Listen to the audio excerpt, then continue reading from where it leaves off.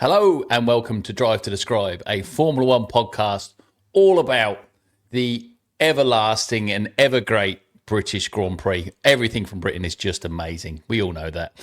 With me as always, we're actually considering giving him his own grandstand for the podcast. It's Sagi. Yeah, they've got the Lewis Hamilton Straight, the Lando Norris grandstand. It's all happening in Great Britain. And the George Russell Portaloos, yeah. Is that sort of thing? No, it's not. I just made that one up. And the newest member of our team, and obviously this mutual Max hating McLaren fan all the way from Melbourne, because it's freezing today as well. I'm surprised she's here. It's Jackie. Oh, don't worry, the heat is blaring. But I do like your idea of the George Russell Portaloos. I think that should be a suggestion for next year at Silverstone. Yeah, I think so.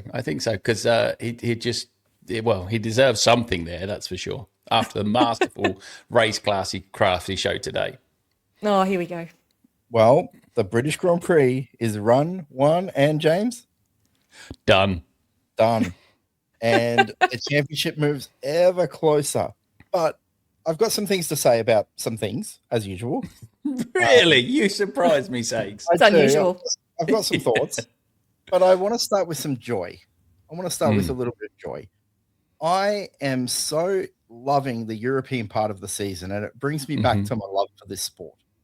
And the first 5 laps of the sprint race brought me great joy while they work out when and when not to deploy. And in the meantime, it's like a Mario Kart game. And, the Lego racing before everything. The British Grand Prix looks like one of the most joyous events to attend on the calendar. And right after we watched Austria, which also looks like one of the most joyous races on the calendar, I'm just full of joy today, guys. But I do have some things. You are very happy, aren't you? I thought it was a fantastic weekend of racing, ruined by the last 5 minutes, unfortunately. Now, it was the largest attendance for a Grand Prix, I believe. Can we didn't make the record that a little bit, though? And they do this in Australia. They do it everywhere. Yeah. You can't say it's 550,000 fans. It's 180,000 going 3 days in a row. Yeah. Yes. And an extra 20,000 on Sunday. Yeah. Sure. Yeah. I mean, it's a little bit cheeky, isn't it? Yeah, I suppose. It's like when you go to watch a football game and they count the season ticket holders even if they're not there. Yeah. That's true. That is true. They do. Yep. What are your guys' thoughts on this race? We'll get to all our segments, but I just kind of want to start with a general feeling of I enjoyed my sport this weekend. It was fun to watch the British Grand Prix weekend. I think the drivers had fun. It's a great race, just the whole weekend, and to put the sprint race in, I think it's a track that's made for a sprint race, a sprint weekend as well. It just the more action you can get on the track is because it's one of the great, like Monza, Silverstone and Spa are the 3 like classics, aren't they? Everybody wants to go and watch, and Monza, Spa has kind of fallen off the perch a little bit as far as the races goes the last few years, unless it rains, and as long as it doesn't rain too hard, that's when Spa comes to life. But just the very proud Englishman here, so the fans are fantastic. They love their Formula One in the UK as well, and it's just and. There's such a diverse group of Formula One fans in there as well. There's not just English driver or British driver fans. There's Max fans there. There's Fernando fans. There's Charles fans, and they all get on really well. And it's just a great place to be. I haven't been for a very, very long time. I was about to ask. I need to get back. Yeah. When was the last time you were there? Oh, I don't. It was last century. It was when I was in the UK. Lived in the UK. In the 90s, literally. Yeah. When it was I've got to admit, I wasn't aware of just how big the Lando stand was. And to see all that, what do you call it? Is it fluorescent yellow, slime green, whatever that colour is that he's taken from Valentino Rossi? To see just how big that was. Yeah. I honestly didn't realise his grandstand was so big and there were so many fans in it, all in his shirt. That was really good to see. And I'm going to say something that I think you'll enjoy, James. There's a part of Lando where he gets, I don't know if you guys saw after the Lego race, they had him out at the grandstand for a little interview and he just giggled. And I'm like, that's when he's a completely lovable character. Yeah. Just his pure joy at seeing that grandstand was actually really cool to watch. It's such a great weekend. The British Grand Prix has been the best race weekend of the year in terms of just the way it makes you feel about the sport. Yes, from start to finish. You can't. Yeah, and even the grid walk, because you've got Formula One fans on the grid. It was just. I really enjoyed the grid walk for multiple reasons. Yeah, the people Hannah that Waddingham Martin came across. Yeah. Mm-hmm. That knew the sport, understood racing, that sort of thing. But a little snippet at the end where he's actually found Christian Horner talking to the Red Bull guys around the car. I just thought that was perfect timing. But he actually was able to get non-Formula One celebrities that knew the sport and were happy to talk, were excited to be there. Yeah. And we don't always see that, unfortunately, but they were really happy to be there. They weren't just there for being a celebrity. Yes, they knew the perk they had, but they were excited being on a Grand Prix grid. Well, it's a Formula One country. It's you go to America, unfortunately, and even if you get an American Formula One fan, they're generally only been following it for a couple of years. Even somebody like a Dax Shepard, who's a famous Formula One American fan, but he's still he's trying his best, but they don't know Thierry Boots, and they don't know all these drivers from back in the day, and so they're trying the hardest. But these guys have been watching since the 80s, so they all know their Formula One really well, which is great. Well, we talked about the championship closing up. We did have a victory for Charles Leclerc after all the trash talk you've given him recently, James. And I might have even jumped on board a little bit last week. Yeah. James jinxed him in the positive. Well, speaking of jinxes, Kimi Antonelli loses even more of his championship lead with a wow, what a brave race. We'll get into Kimi a bit more.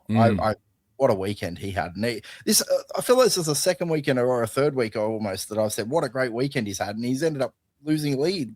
Yeah. It's happened ever since Kim Kardashian took his towel at Monaco. That's right. I saw that conspiracy theory, Jackie. Hey, curse continues. There's a well-known basketball curse with the Kardashians, I'll have you know. But George Russell closes to within a race victory now of the lead, which we said when it got out to about 60. We saw it last year. This thing ain't over.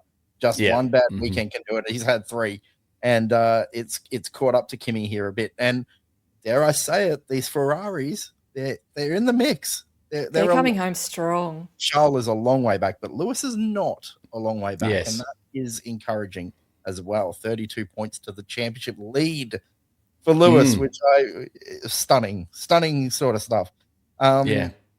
He just gets cut off by my little ticker there, but Liam Lawson continues to impress us. He's in 10th. Everybody's favourite V-carb.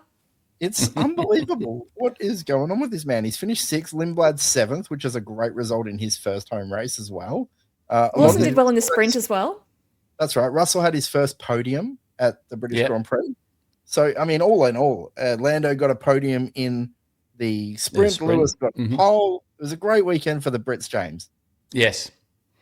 Yeah, and it's going back to the George and Kimi thing right now. Is George is what is it? It was 70 points at one point. It's now 25. So he's pulled back 45 points and hasn't really looked that quick.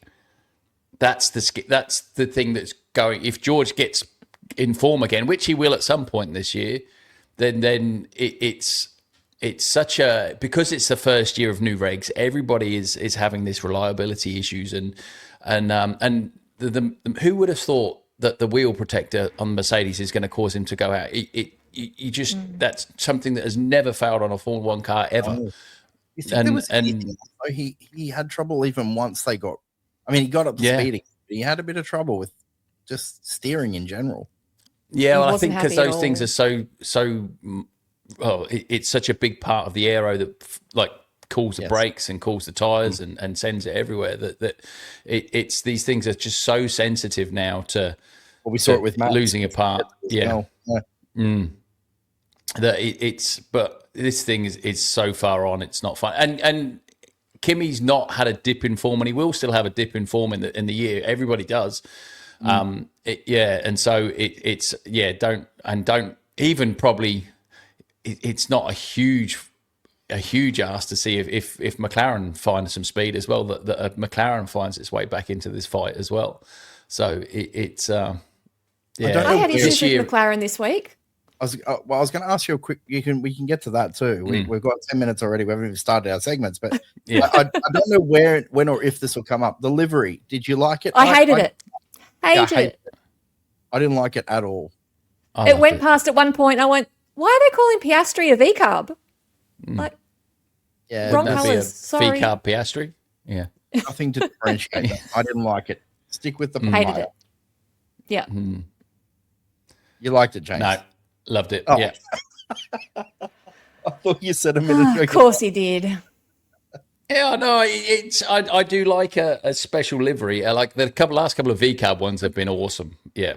Agreed, but the McLaren just looked like a Cadillac. Nothing stood out to say that was a McLaren to me. Didn't love it. Maybe. Jack, is your issue that or is it something different?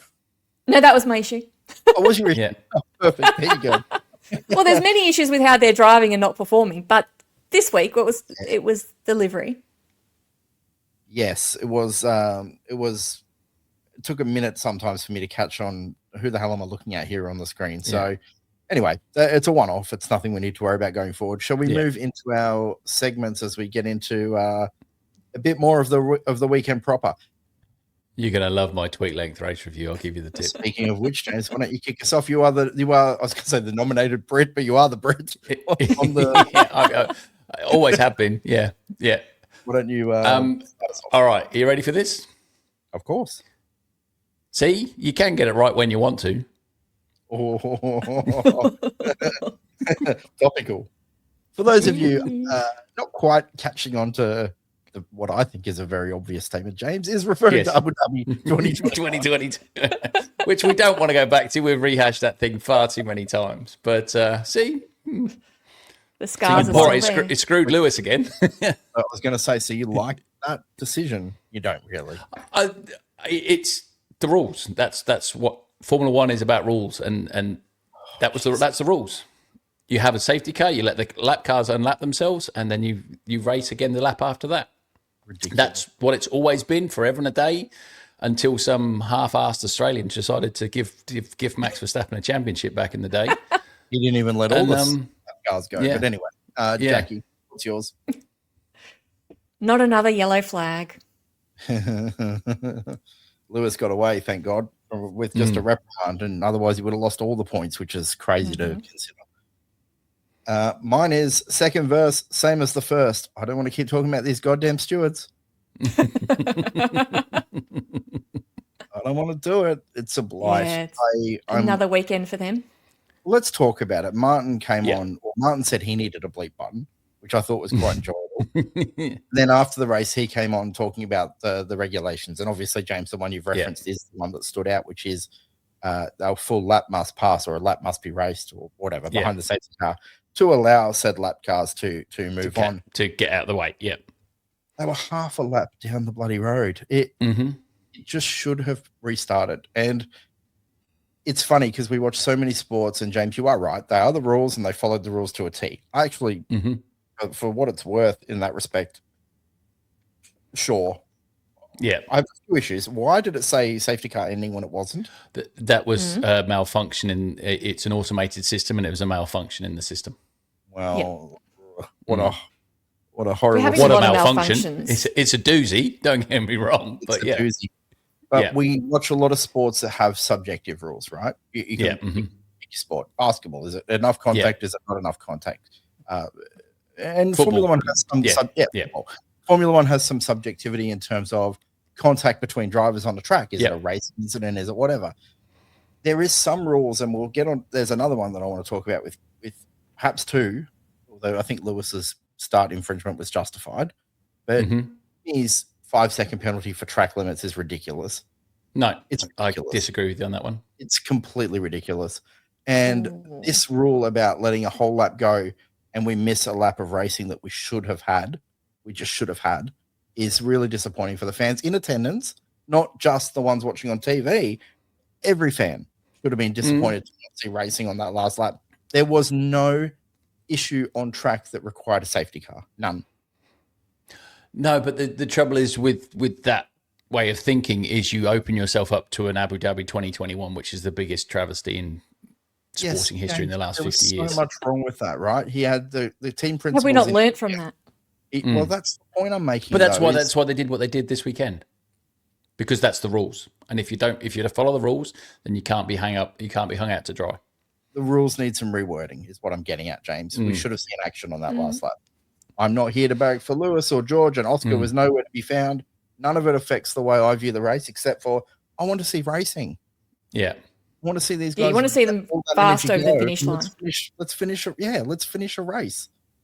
Yeah. So I'm disappointed. I think we've got the image on the screen for those who are on YouTube, but the safety car finish has they've been trying to stamp that out for so long because it's so disappointing. Well, I suppose it's been a while since Bert Marlander technically won a race. Yeah. Well, Australia 3 years ago, wasn't it? Was the last time? One more lap. Sorry. Yeah. Well, do you guys at least, let's say we all agree the rules were implemented correctly in this case? Yeah. 100,000%. Those situations, we don't get that. Do you think there should be wording that permits some kind of change in this scenario? Once all lap cars are released, and I say 10 seconds down the road, off you shoot if it's a last lap. If it's a last lap is what I'm saying, because if it's 10 seconds and there's 8 laps to go, that's ridiculous. That makes no sense. They're going to be caught, and that's silly. Yeah. Yeah. You get what I'm saying? I think there has to be a black and a white, though. You can't just say that's what I'm saying 10 seconds, like the last lap car. But then I still don't like around that track. The Cadillacs are back being lapped by the end of the lap. They're terrible. Or well, you look at the short course like Monza. Yeah. Yeah, you need like 30 seconds or something. No. A short lap would mean there's less time to catch them. It's a long lap where it could be a problem. But like Spa or something, you can 10 seconds. If they wouldn't be far off. That. Oh, come on. You need them well out of the way. You need them to not have a chance. Or 15 then, for God's sakes. 10 seconds is more than enough space on a Formula 1 track. And you need to be incremental. So if it's 1 lap, it's 20 seconds. If it's 2 laps, it's 40 seconds. If it's 3 laps, it's 60 seconds. Yeah. Whatever. But you need something that's policeable and enforceable. You can't just say I'm fine with that when they're out of the way. Yeah. I think last lap 10 seconds, surely that's enough space on a Formula 1 track. And aero is such a thing that let's face it, in quali that they don't want to be within 4 or 5 seconds of the car in front because it affects the aero. So you need to be careful of all that kind of stuff. Yeah. And let's face it, if Lance Stroll is driving around at the back, there's a fair chance he puts it through the grass anyway, and then he's back in the hunt and pissing people off. Well, he didn't this week, to be fair. All right. Well, that's our tweet length reviews, everybody. We've got it already. Nearly 20 minutes into this thing. Our next segment is always our favorite moment of the weekend. There is a plethora to choose from, actually, but in any event, we'll play the sting and we'll get into that one.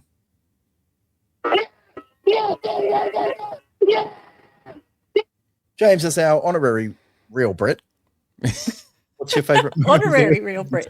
Honorary, yeah. I don't have a huge amount of honor either.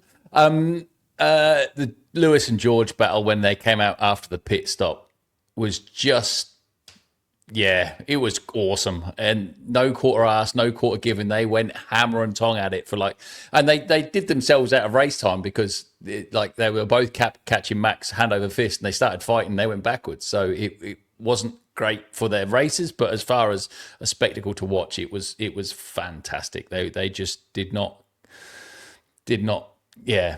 hold back at all, and completely fair and completely fine as well. There wasn't a bad move in there, if you know what I mean. They raced hard and they raced fair.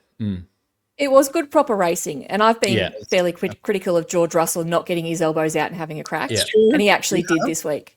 He actually did this race. He has done all year, but we'll let you off. No, he hasn't. But this week he did. This was good racing. I agree with you, James. Good call. Jackie, what's yours? Mine's not quite as exciting as that. Mine was actually the start, watching the 2 Ferraris off that start line, especially Leclerc, and literally the strategy straight around Kimi and just swallowing him, and he was out of there. Yeah, good one. Mine is Kimi for refusing to quit. I love when a driver says, I'm going to make this happen. I'm going to find a way to get one bloody point. It means that much to me. It reminded me of, was it Nico Rosberg 2014 season finale when he had some sort of issue? They were telling him retire the car and he's like, no, I want to finish. When he was second to Lewis that year. It felt like a guy who was like, I don't care whether it's 1 point or in the end it was 0. He could have pulled into the pits on the last lap. He had nothing to lose at that point, nothing to gain, but he still finished the race. I have such respect for drivers who go, there's a problem. I get it. I'm still going to keep trying. I just want to try. And that was his target. He said at one point on the radio, we can still get 1 point. We can still get 1 point. And he should have. He had a target. He was trying for it. No, he shouldn't. Should have got 2 points, in my opinion. But it was good for a young driver, as you say. He didn't give up, and he's actually kept on trying anything he could to keep that car on track.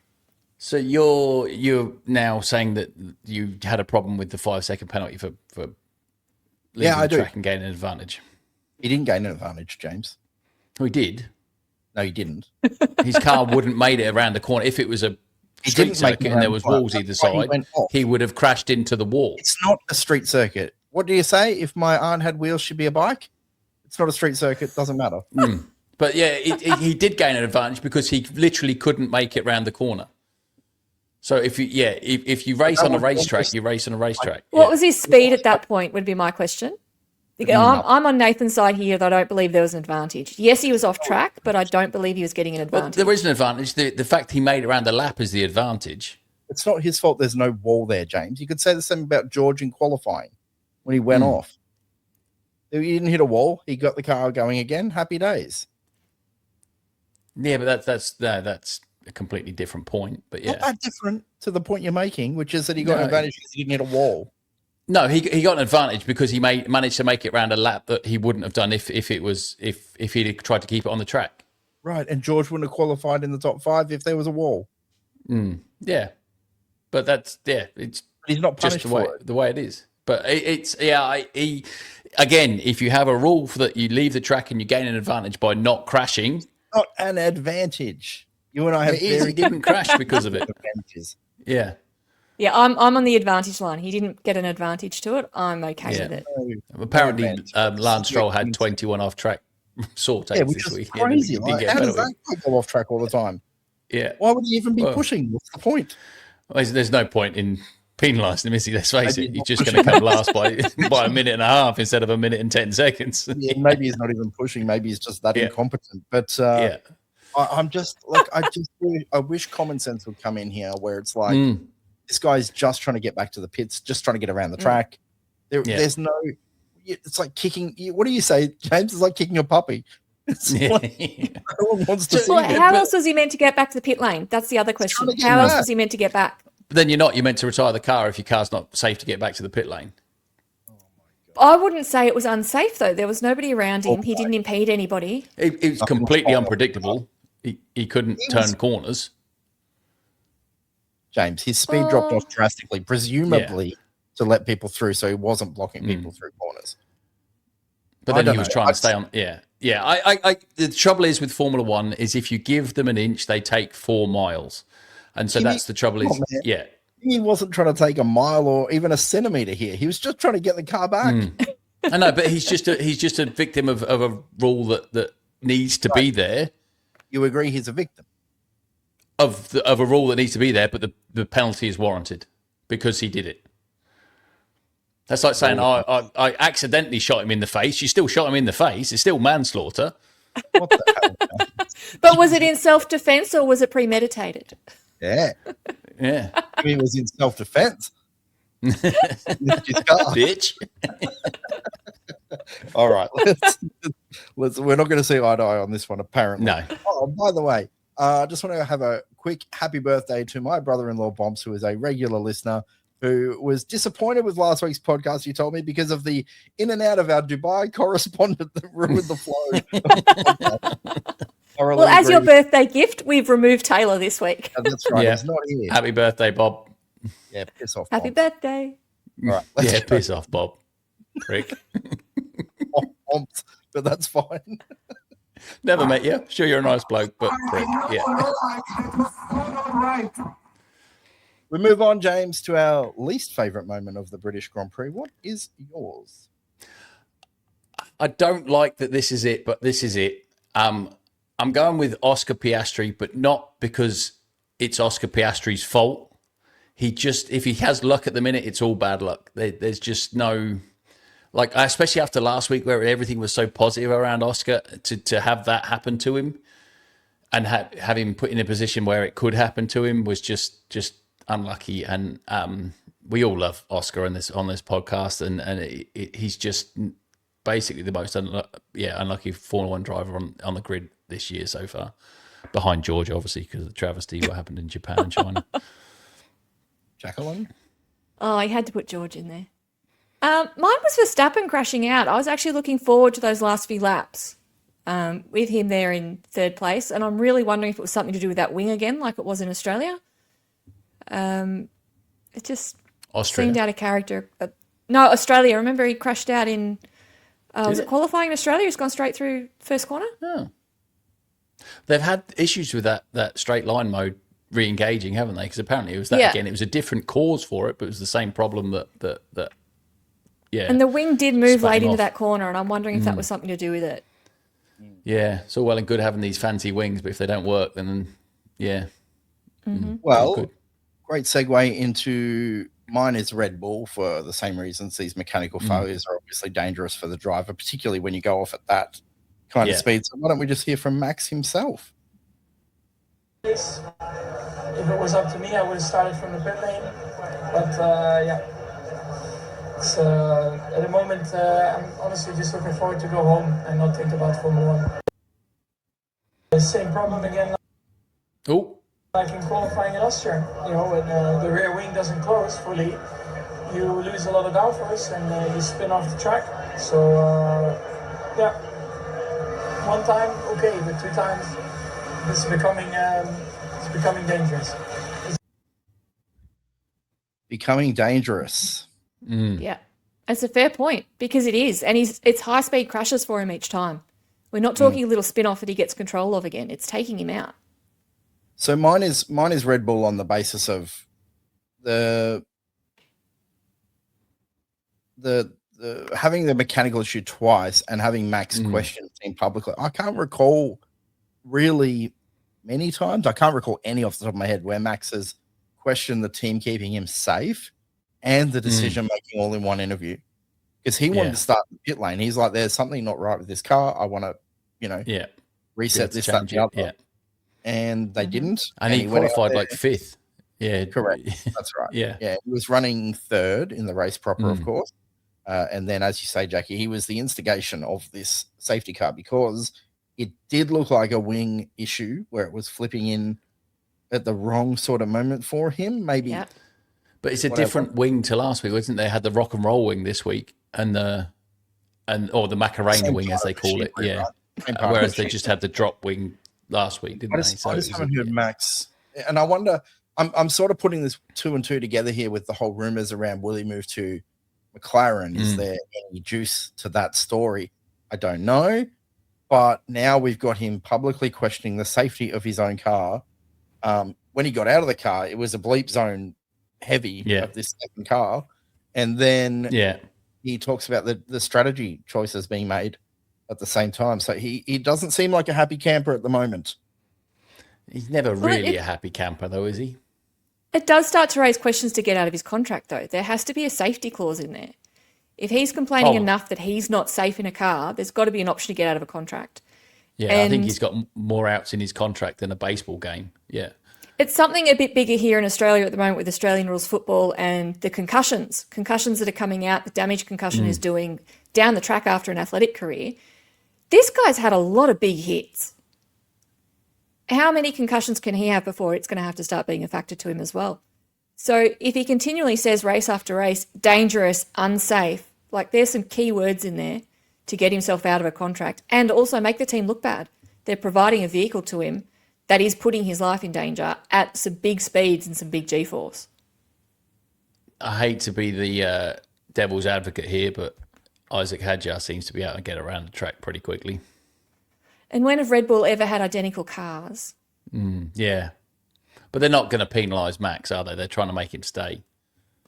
I don't think they're trying to penalise him. I think there's a slight issue with the car and he will magnify it to his advantage through the press conference. But he got out-qualified on pure pace this weekend, which doesn't happen very often. And when, Seiki, if you throw that points graphic back up again, there's not many times in his career that Max Verstappen has only been 15 points ahead of his rival after 11 rounds. It's 24, but that's okay. Oh, 24 point, yeah. Maths, not my It's still point. close, though, for Max. Yeah, exactly right. At this point in the season. Yeah. Yeah, you're right. And had just only a year out of his rookie year as well. But I think, if we put that, I'll put that back up. Yeah. But if Max finishes that race, he's on 91 and Hadge is on about 50. So, grain of salt, I guess, for me. And you got to remember, they're obviously not scoring 25 every week now. No. So, if Max doesn't retire there, he is about 40 points up on his teammate and nearly double his points. He's not. But if but he could be. Yeah, again, if my mum was a bike, she'd had wheels or something like that. Yeah. Someone's going to have to explain this analogy to me off the camera.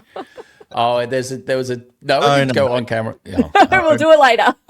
No, we don't have time for this shit. All right, we're going to move on to our apology letter for who needs to apologize, James. We're off track. We're going with whatever we like these days. Just apologize. Who needs to apologize? Here is the sting.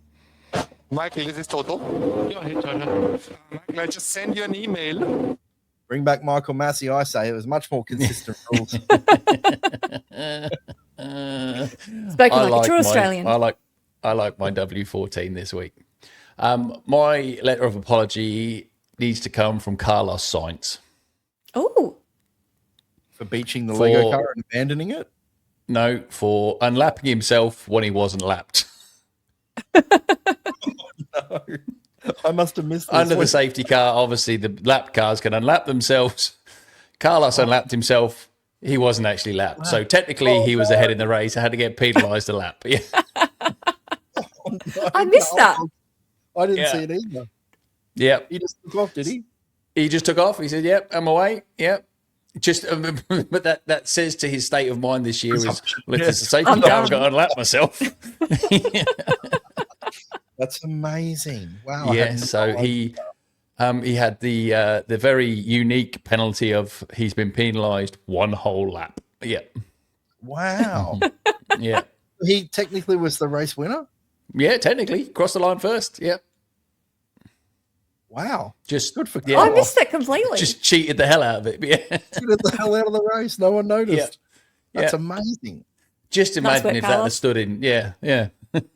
Very stealth. Imagine if it was a 20-second penalty. He wins. Yep. Still won by 40. Stop and go, and he goes, oh, well, we win. Penalised the whole lap. Wow, that's brilliant. I didn't even notice it, to be honest with you. I had no idea he'd done that. That's amazing. Yes. Jackie, what have you got? Mine's not as much fun as that one. Mine was Ferrari with pitting Hamilton in that last safety car. I don't see the purpose of it because the timing was just too tight there to George. I get the theory, pit him, new tyres, they have a lap to race at the end, he's got fresh tyres. There wasn't the gap, though, to risk that pit stop. Well, you could argue that you could think George would make the same decision because if he's on the used tyres, he runs the risk of being passed as well. Yeah, if Mercedes have made that call on the fact they think the race is going to finish under yellow, then they're geniuses because that's proper like savant stuff. Yeah. No, I still think he should have been left out there, no matter what George was doing. And it's then a make or break. Either way, he's going to win or he's going to lose it that way. Second place. And it's the same as it was a few years ago.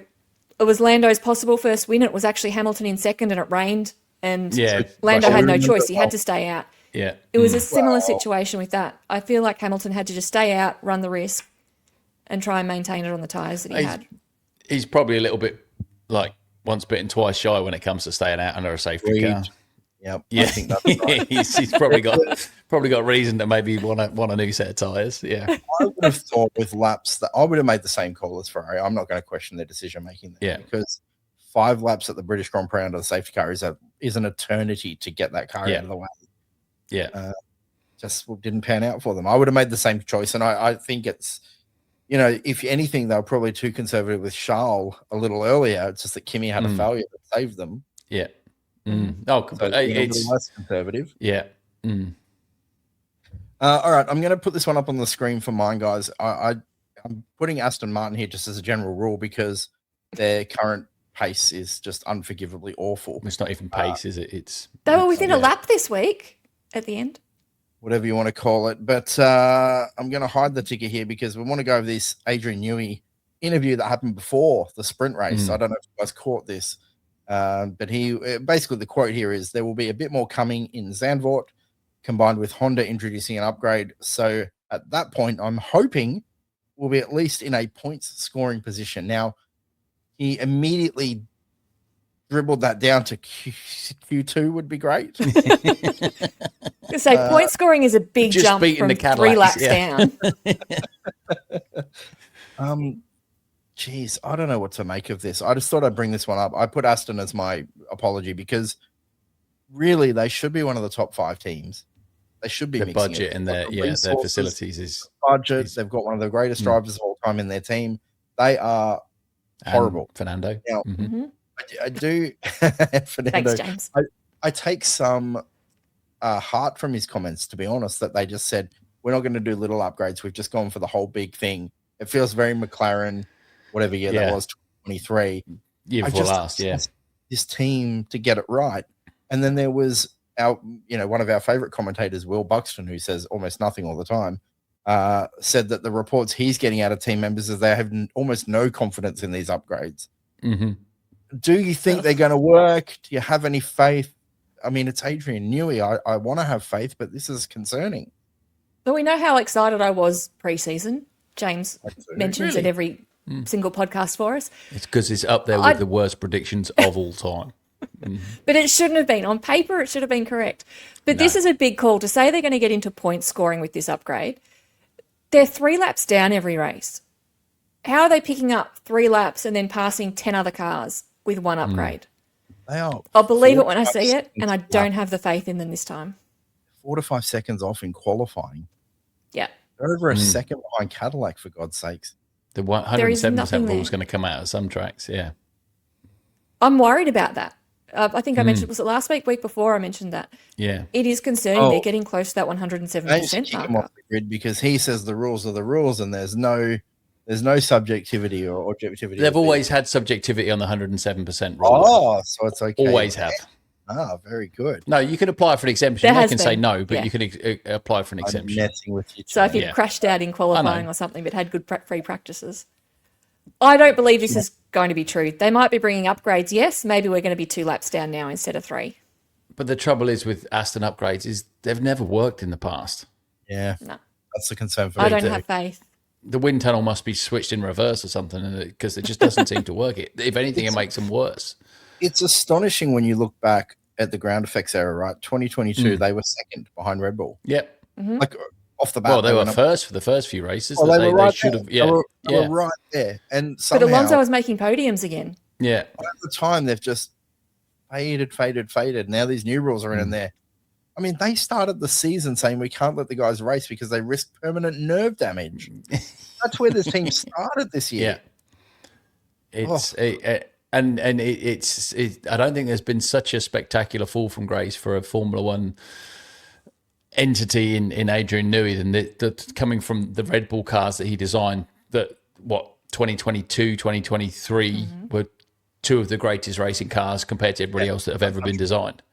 And to this bucket of shit, that's just it's terrible. Damaging to his legacy. Yeah, completely. Well, completely. Maybe he's just been left behind a bit. It depends. For me, I reserve judgment. I mean, it's 10 races into new regs or whatever. But this is normally where he shines. I get it. It's really bad. Yeah. But I'm not. It's still Adrian Newey. So I'm just saying it gives me a little bit of hope that there's some faith in him and his abilities. But it is concerning where they're at. They are horribly out of touch with the rest of the field. All right. Well, that's that one done. Let's move on to. Do you guys have anything for commentary corner? I actually had to watch the F1 TV feed this week because I had a end of financial year work function on the weekend, and so got back late. So I didn't watch live. I watched this morning. Yes. We know you had a function. Listeners, we have a WhatsApp group chat. And, James has sent I may have sent it to the wrong message, the wrong group. James has sent a link of himself on one of those podiums with the rotating camera. Where he's I look damn good though. He's surrounded by James. You really did. Yeah. Women. He's suited up, and then he's just standing there. It was my harem. Yeah. Mm-hmm. Absolutely not moving. It was. Poses for the camera. Tremendous stuff. Yeah, James had a function this weekend. So I was a little bit hungover yesterday. I'm not going to lie. And but yeah, so I got up early and watched this morning, but didn't realise that I couldn't. I had to wait for it to come up on the on-demand part of my TV, and it wasn't there. And so I thought, well, what am I going to do? So I forgot that I have a F1 TV login. So I logged in and got the Will Buxton treatment. No, not the Will Buxton. Who's David Coulthard? That other idiot. Jolyon Palmer. Jolyon Palmer. He's terrible. He's got the personality of a house brick. I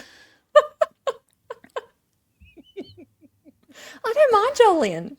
He's terrible. He's just got. I don't know if he still does them. He used to do his YouTube breakdowns, minute by minute of these incidents. I thought they were really good, but I don't know what he's like on commentary. And who the comms guy? I don't know who he is, but he's. Is that Mark Priestley still? I haven't listened to it much this season. No, Mark Priestley. Is that what you're doing here? Is this the TED of F1 TV? No, they were just terrible. I lie like Crofty.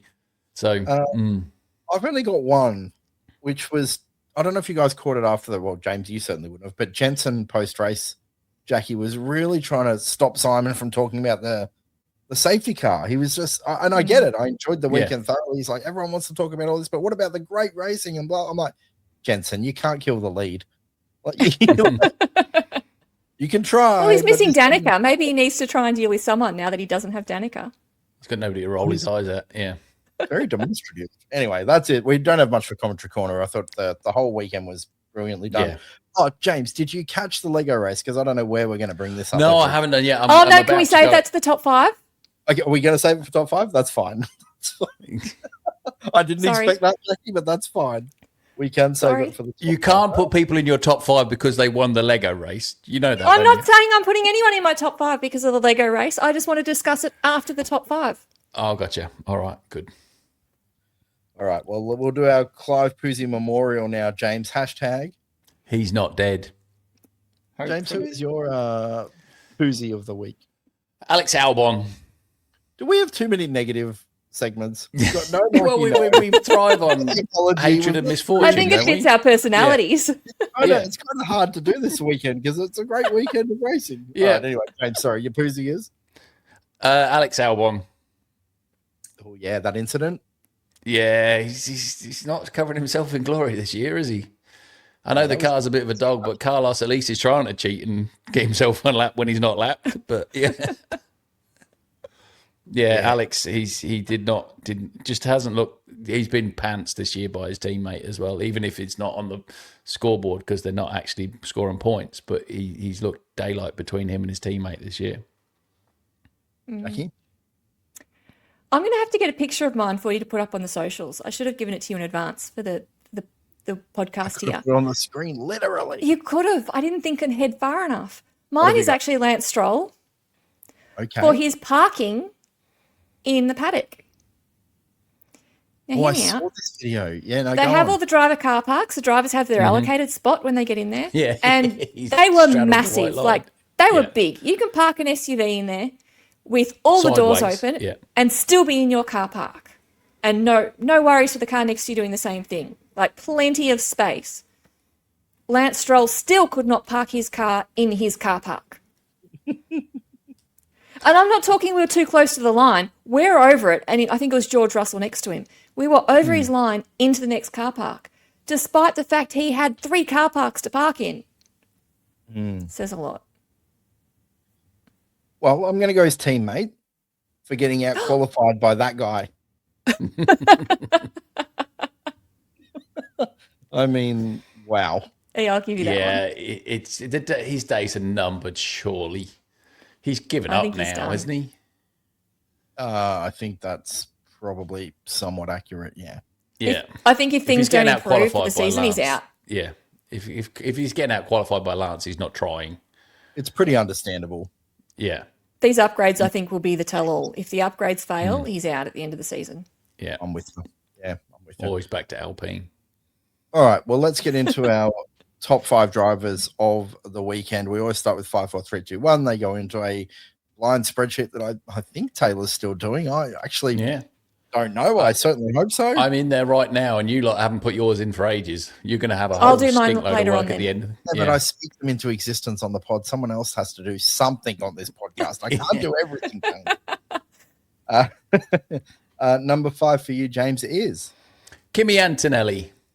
Won the sprint at a canter, and was, if we're going to be honest, probably would have run the race if his car didn't fail him on in the main race. But as you say, if you don't win the race, you can't get points. But he won the sprint race, so that's why he gets 1. Yeah, I was torn on Antonelli if I put him in 5 or not, but he gets an honourable mention for me. My 5th was actually Liam Lawson. He's starting to drive some really consistent races. It's doing well, finished well in the sprint as well as the race.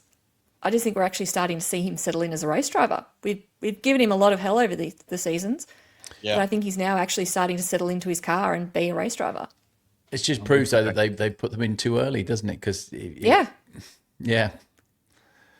not good. Really good. My number 5 is George Russell. You're an idiot. Canted around into second by pure luck.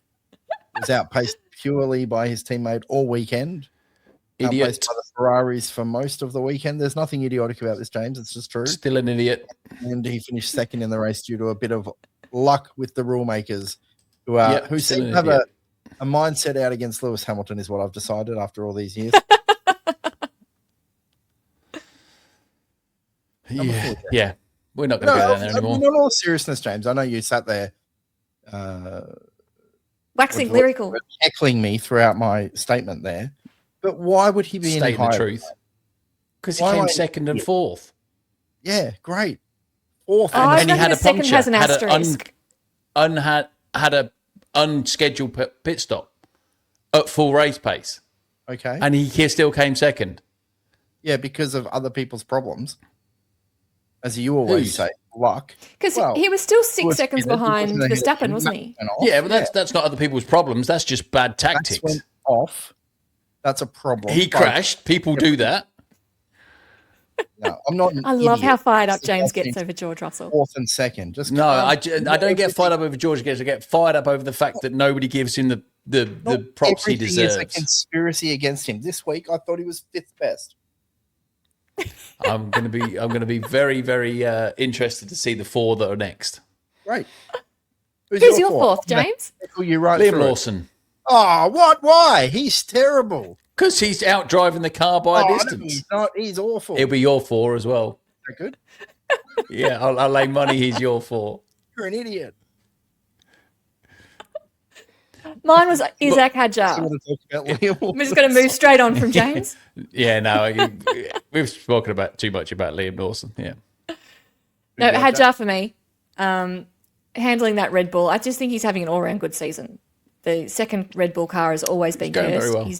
He's doing well. He's holding it strong, and he's just being a quiet little achiever. Or maybe Christian Horner's gone, so that both cars are equal now. Well, that's a possibility too. Yeah. My number 4 is Isaac Hadjar for the reasons Jackie just said. Gotcha. My number 3 is Lewis Hamilton. Just seeing Lewis in this frame of mind again reminds me how much I love watching Lewis Hamilton race a Formula One car. He's just it's just good fun to watch, and he battles hard and he battles fair. So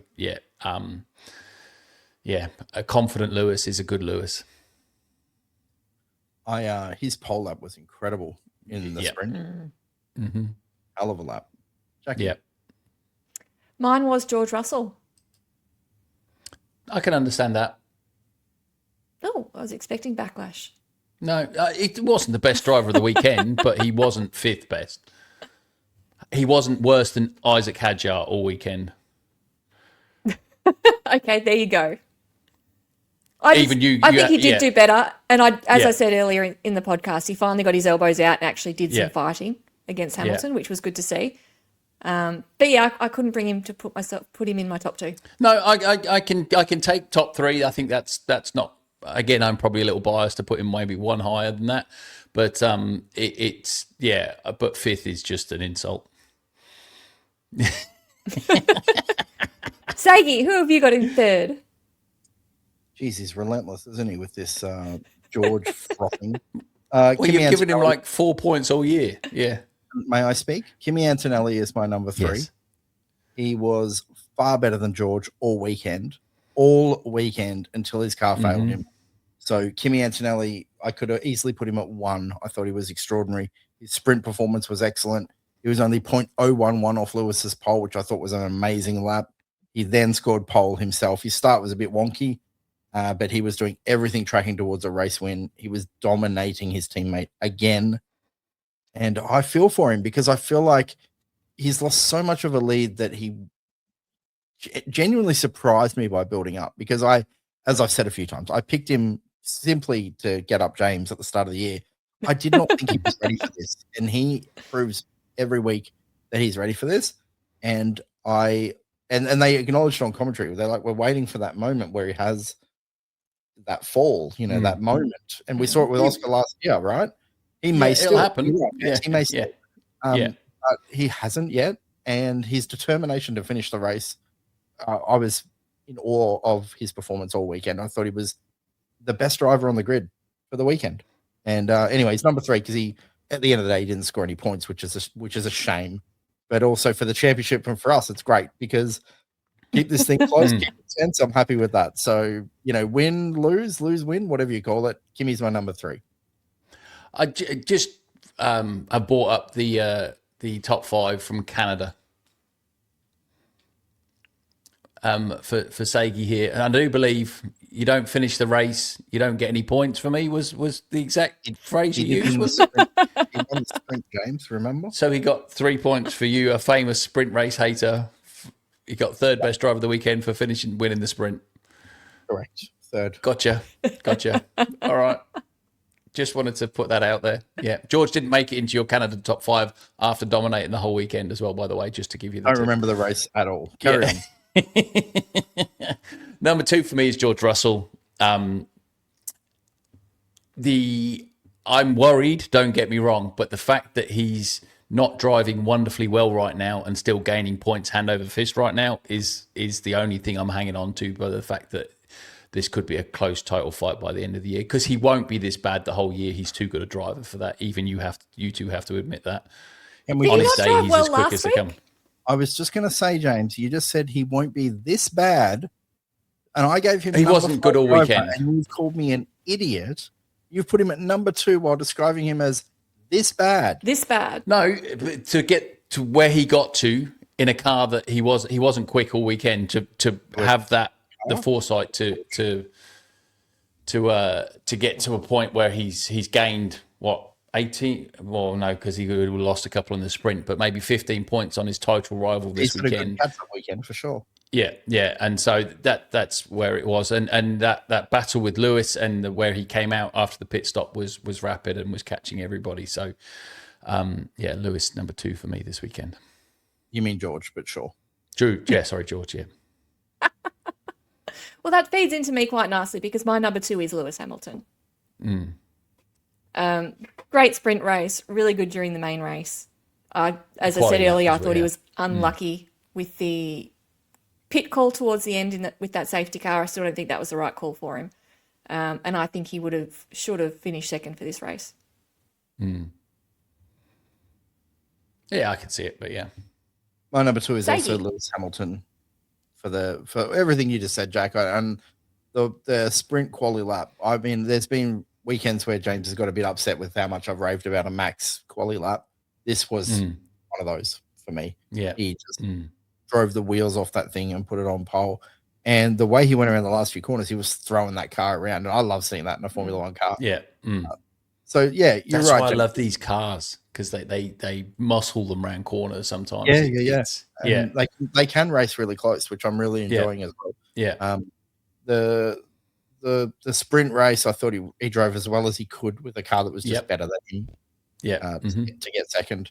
And so, in the race proper, I agree he should have finished second, Jack. It was just one of those things that went the wrong way on him. But and that's at the end of the day, that's racing. Yeah. And, he remains just shy of a win behind the championship leader, and we're near the halfway point.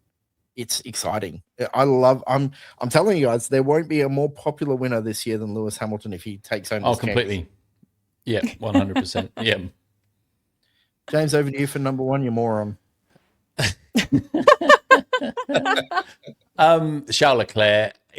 I very nearly didn't give it to him because I'll be interested to see who Jackie has, because he didn't dominate the whole weekend. He didn't drive away from everybody else, and he wasn't putting his out. He was a little bit like George last weekend. So that's why I was very interested in Jackie's top 5 this week. But it's the amount of shit I've given him over the last few weeks. I have to give him top driver this week because he was the best driver of the weekend, I think. The amount of time and energy you put into disputing our top 5s every week. That's because you two don't do it properly. I'm the only one that actually puts thought into this and is objective. I put thought into it every week. You just don't like my thought process. Just bad thoughts. I just want to say, James, again for the record, your number 2 driver you called driving this bad, that out of form. Okay, but he's your number over the last 4 or 5 weekends. He's not had a great time. You can't ever talk to me about top 5s. In the last year of Daniel Ricciardo's career, you had him in your top 10 drivers. I think you're going to be in my position. You are just biased beyond belief. Yeah. Daniel Ricciardo? No. Yeah. No. Never. Oh, dear. Now, if we didn't use our personal selection criteria for this, James, we would just be going down the grid 1 to 5, and that would be boring. No, you wouldn't. Like, Liam Lawson has had a great weekend this weekend. I've had enough of you. Jackie's turn to speak. Yeah. Well, James is correct. I am famous for not picking the number 1 driver based on winning and not winning enough. Unless he's cute. But there you go. I am breaking my rules this week, and I am picking a cute winner, and it is Fernando Alonso for winning the race in the Lego car.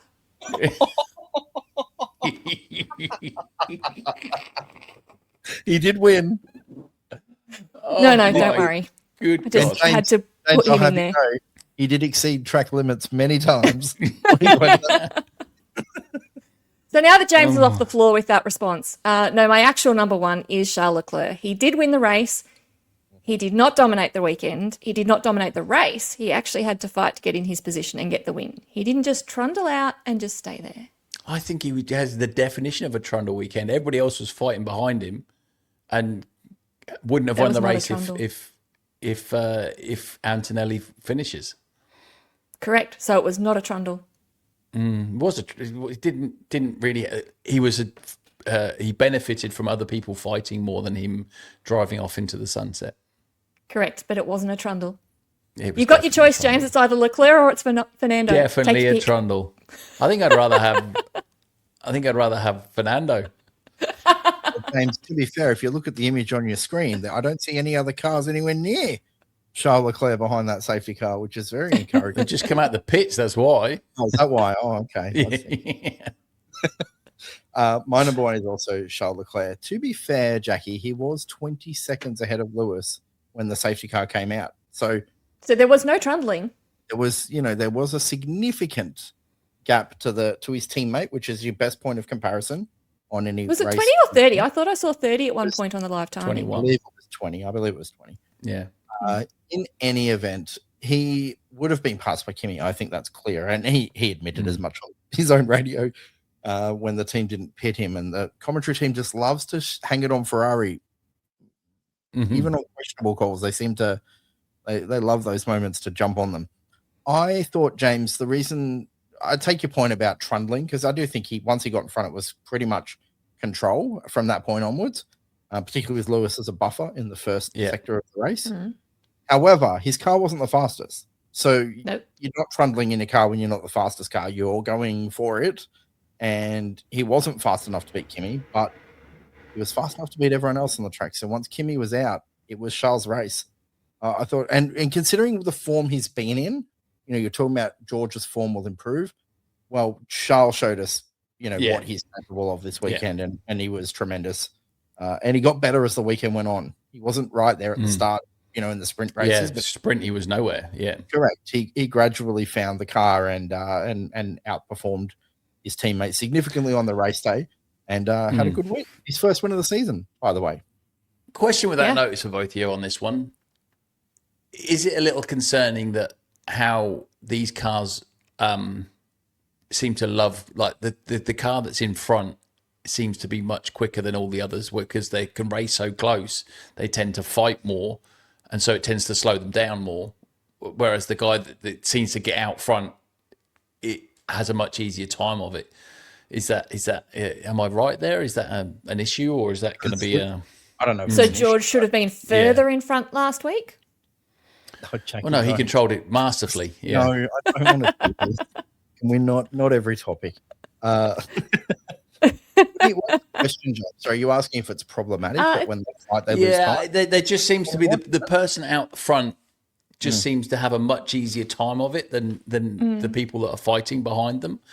I don't know why they're just not fighting the leader as well. I don't know, but it's The Max George Lewis was the best example of that, wasn't it, during the race? Yeah. Because once Lewis fought George, they were mingling, and Max was just sort of getting a few tenths here and there away.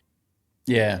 I don't know how to answer it, because I feel like that's just Formula One. That's always been Formula One. Yeah, I'm not sure that's the car so much. I think the attention goes to a different place rather than keeping up with what's happening in front of you. You're trying to protect what's happening behind. That's right. Yeah, maybe, but they can definitely race closer, and so I think it tends to, when they start racing, tends to slow them down a bit, and that it just gives, like, because Max didn't have the fastest car out of those three cars. He probably had the slowest car out of those three cars. So and the oldest tires, no matter at the time.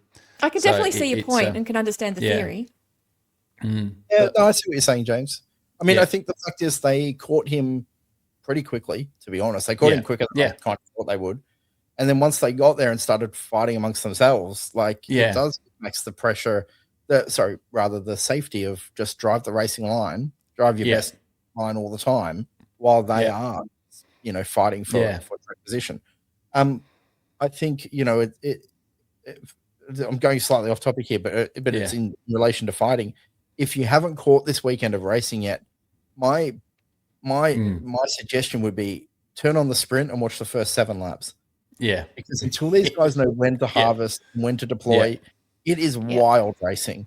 It's a lot of fun. Yeah, and that the overtake mode as well just gives people so much of an advantage at the minute. It's big. And then because then they lose it the next lap, and the other person behind it gets, and so they come flying back again. And it's we haven't seen this yo-yo racing for a long time, and I'm here for it. Yeah, it was like the early DRS days, wasn't it? When the line was too long, and then they changed the rule so that if you were behind at a point, you get it twice, not the other person gets it the next straight. Yeah. I think it was a wise decision.